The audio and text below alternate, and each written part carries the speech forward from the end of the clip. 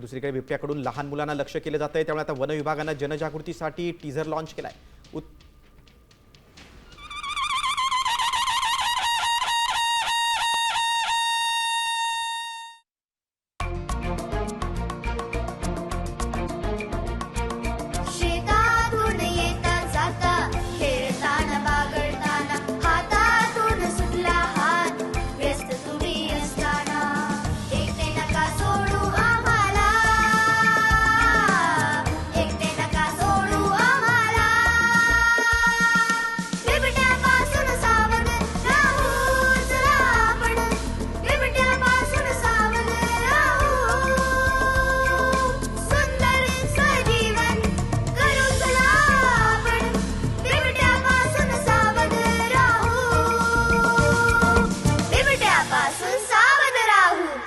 कमी उंचीच्या सजीवांवर बिबट भक्ष्य समजून हल्ला करू शकतो, त्यामुळे लहान मुलांना एकटं सोडू नका।